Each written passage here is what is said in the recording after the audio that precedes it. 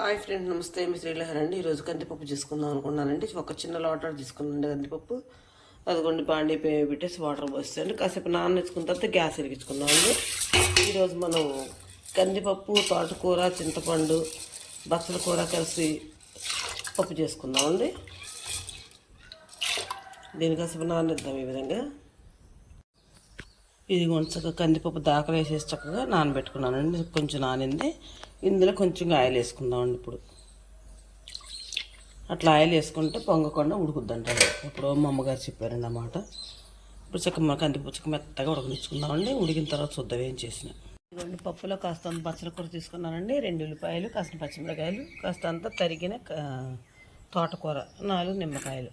ఇవన్నీ చక్కగా మంచిగా నీట్గా కడిగేసి చక్కగా మనం గిన్నెల్లో వేసేసుకున్న తర్వాత పప్పు ఉడికాక పప్పులు వేసుకుందామండి. ఇదిగోండి చక్కగా ఉల్లిపాయలు కోసేసాను. చూసాను, ఒక పాయ 2 పాయ. ఇప్పుడు లేచాడండి మా అమ్మని, కొంచెం వీడియో నాన్న నేనే తీసుకున్నాను. కొంచెంసేపు అన్న చూపించున్నాను, కొంచెం తీవా అంటూ వచ్చి కూర్చున్నాడండి.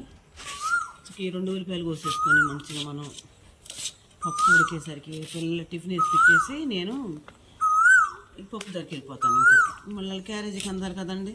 మాకు కుక్కర్లు ఏం లేవండి. నాకు ఎంతవరకు మన పరిస్థితి ఎట్లా చిన్న చిన్న పనులు చేసుకుని బతకటమే.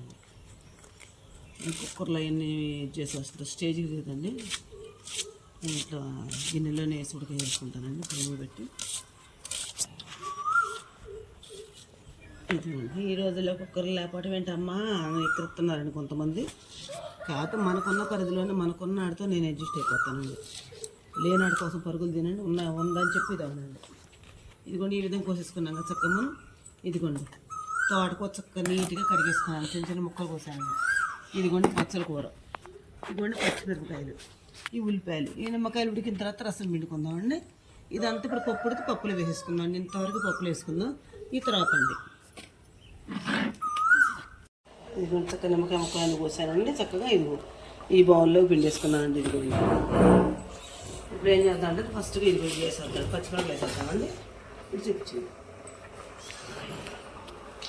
పచ్చిమిరపకాయలు వేసేసానండి. తర్వాత ఉల్లిపాయలు వేసేసాను. బచ్చల కూర, ఇదిగోండి తోటకూర. అసలు ఆకుకూర ఎంత మంచిదో తెలుసా అండి ఆరోగ్యానికి. మీకు అందరూ తెలుసు కదండి, నేను చెప్పేది ఉన్నాను. ఇందులో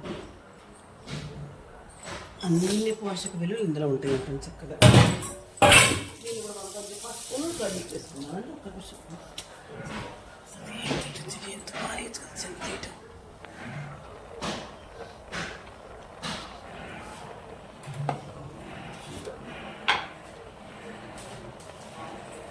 పసుపు వేస్తానండి.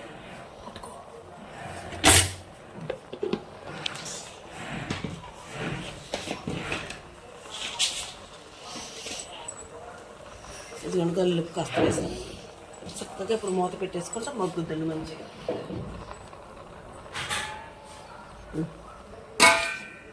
ఇది చక్కగా బచ్చల కూర, తోటకూరతో, ఉల్లిపాయలు, పచ్చిమిరకాయలతో మన కందిపప్పు చక్కగా మెత్తగా దగ్గరగా ఉడికింది కదండి.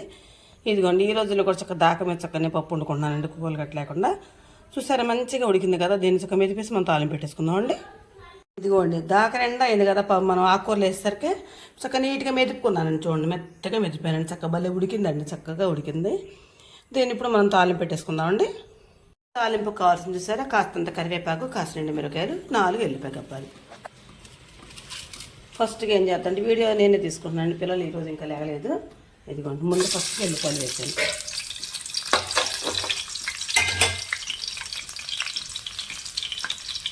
సన్న మిరపకాయలు, నల్లసన్నాలు, 2 మిరపకాయలు మట్టి.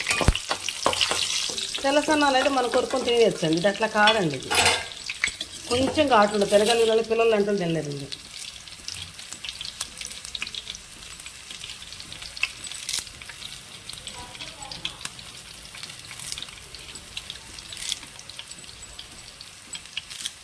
నేను కష్టపడి అత్తగానే కరివేపాకు మా పిల్లలు తినట్లేదండి.